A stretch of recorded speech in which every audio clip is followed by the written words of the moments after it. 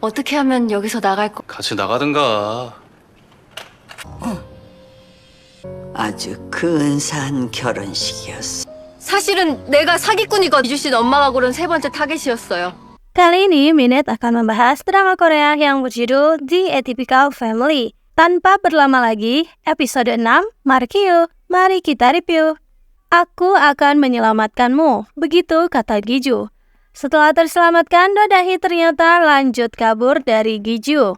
Giju lalu menghadap guru Bok Ina. Setelahnya ia mencoba untuk berbicara dengan Ina, tapi Ina hanya ingin berbicara dengan Dodahi saja.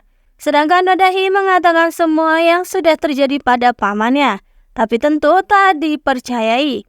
Dodahi juga meminta untuk membatalkan operasi kali ini pada keluarga Bok. Ada yang aneh dengan Giju, karena ia tiba-tiba berolahraga, bahkan membereskan kamarnya dan membuang semua botol-botol mirasnya.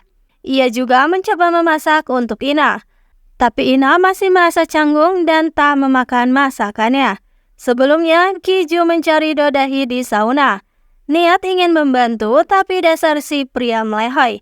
Ia malah membuat berantakan barang-barang di sana.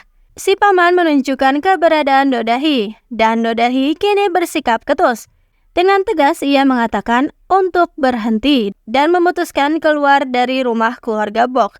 Karena ia adalah orang biasa, tak bisa melihat kekuatan keluarga Bok yang membuatnya merasa was-was. Dan juga mengatakan jika ia sudah salah, bukan Giju yang menyelamatkannya saat kebakaran terjadi. Dodahi terus mencoba mengabaikan kehadiran Giju. Pria melehoi itu bahkan mencoba menarik perhatian Dodahi dengan membantu di sauna, membuat Dodahi kesal saja, hingga mau tak mau menuruti permintaan Giju. Dan akhirnya Dodahi menemui Bok Ina. Ina menuduhnya mengadu pada Giju. Karena merasa tak melakukannya, Dodahi menantang Bok Ina untuk membaca pikirannya.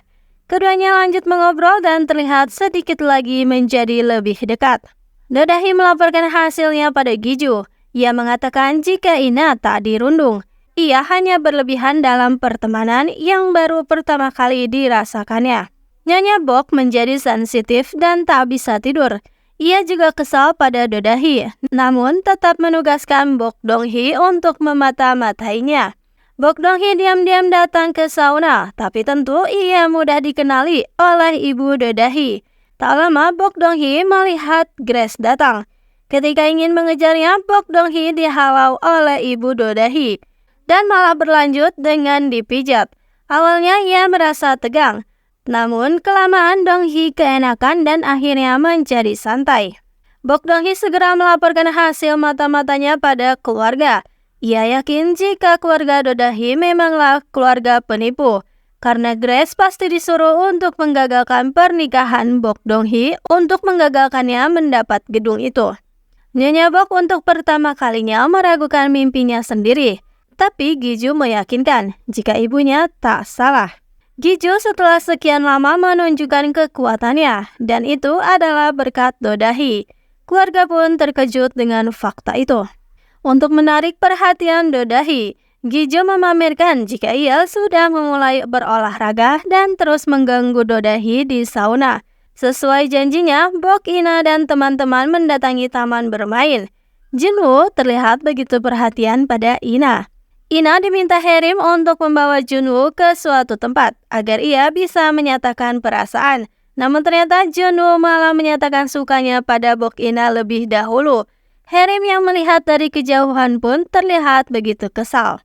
Nyonya Bok ogah-ogahan namun tetap datang ke sauna. Setelahnya malah pingsan sendiri karena melihat Giju yang sedang mengupas bawang dengan porsi yang banyak. Setelahnya para orang tua berbicara empat mata, dan akhirnya Nyonya Bok menyetujui pernikahan antara Giju dan Dodahi.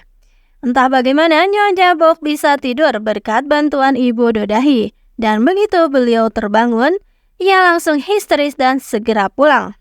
Nyonya Bok mengumpulkan keluarga. Ibu ternyata bermimpi, yaitu sebuah pernikahan yang sangat besar antara Giju dan Dodahi. Masa depan pun sudah ditentukan. Giju lalu membawakan bunga kesukaan Dodahi dan memberitahukan mimpi ibunya itu. Dodahi kebingungan dengan situasi terkini. hingga akhirnya keluarga penipu merayakan keberhasilannya. Bok Ina tampak memberi selamat atas pernikahan untuk si penipu Dodahi. Pernikahan pun disiapkan dengan begitu teliti dan indah. Bok Ina menyempatkan diri untuk bertemu dengan Herim, dan ia malah mendapatkan sikap ketus dari temannya itu. Herim mengembalikan barang-barang milik Ina.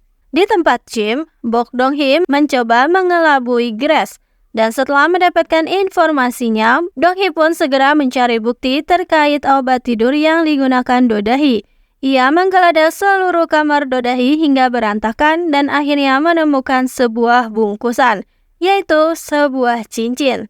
Tapi Grace ternyata mengejarnya dan mereka pun berkelahi, hingga Bok Dong-hee terjatuh dari lantai 2. Dan akhirnya Bok Dong-hee pun berhasil terbang.